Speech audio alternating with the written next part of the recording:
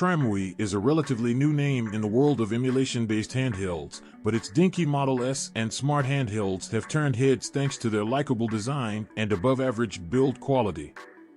The company is back with what, on paper, should be its most impressive piece of hardware yet, but does the lovely-looking TrimUI Smart Pro live up to expectations? Or are its PS Vita-like aspirations totally misguided? Let's find out. The TrimUI Smart Pro sports an eye-catching and robust design and reminds us of a PS Vita with a larger screen. The unit feels solid in the hand, with the matte effect plastic exuding a sense of quality and style. The TrimUI Smart Pro's front is dominated by the 4.96-inch 1280x720p IPS screen, which boasts bright colors, impressive contrast, and decent viewing angles. While there's quite a pronounced bezel around the display, it's still a wonderful screen for a unit at this price point. Flanking the display, you'll find a cross-shaped D-pad for face buttons and dual analog sticks. The visual similarity with the PS Vita is reinforced by the fact that said sticks appear to be based on the ones seen on Sony's handheld. They're very small compared to what people are used to in 2023 and sit low in the casing. Despite this, they feel responsive enough, and we like the RGB light rings which surround them. You can turn them off if you feel differently. In a neat touch, the lights change color to match the system you're currently playing. The D-pad, on the other hand, is a disappointment. Not only is it quite small, there's barely any travel. This ends up being more of a weakness than a strength. Games like Tetris, which rely on four-way input, are a joy, but any title which requires diagonal or flowing inputs is practically unplayable. A good example is one-on-one fighting games, like Street Fighter or King of Fighters. Quarter or half-circle motions are so hit and miss that it's almost impossible to play this type of game to any level of competence. You can use the analog stick, of course, but for many people, this won't give them the kind of precision they need. On the top edge of the TrimUI Smart Pro, there are stacked shoulder buttons. While the L and R buttons are easy enough to use, the L2 and R2 triggers feel unusually stiff.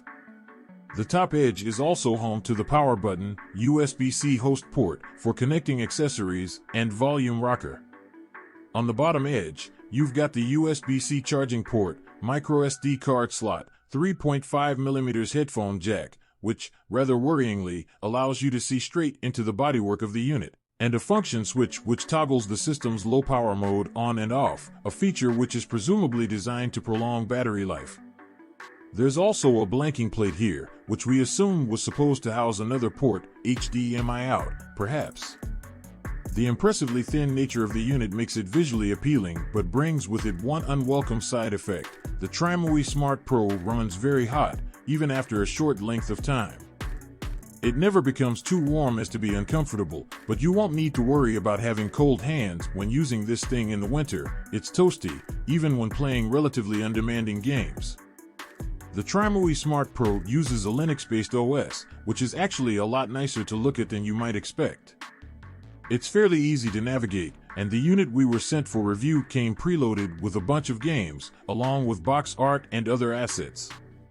When you get into a game, you'll either see the RetroArch loading screen or that of another emulator. For example, Nintendo DS games run using the Drastic emulator.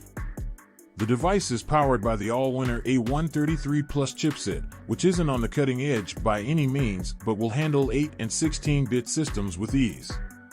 In fact, it will also run PlayStation 1 titles perfectly fine, and it's only when you get into the realms of Dreamcast and N64 that things get a little shaky.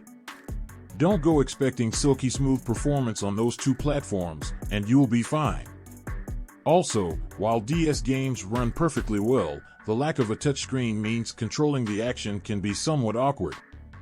PSP games, sadly, are even more hit and miss, with many of the high-end releases showcasing terrible levels of performance. This is a real shame because the unit feels like it would be a good fit for the PSP library, at least in terms of design and screen size.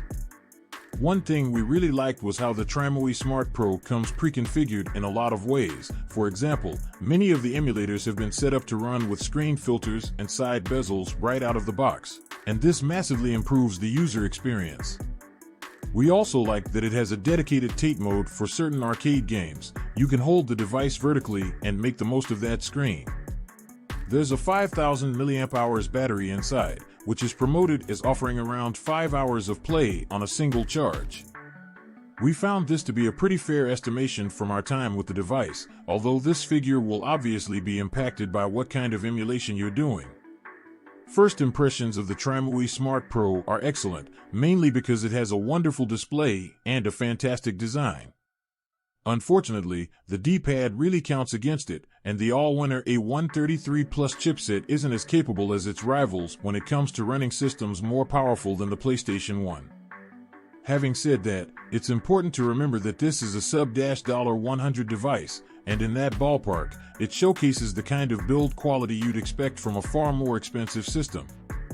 If you can overlook the terrible D-pad and lack of processing grunt, then this could well be the PS Vita style portable you've been looking for, but we can't help but think there are better options on the market in this price range.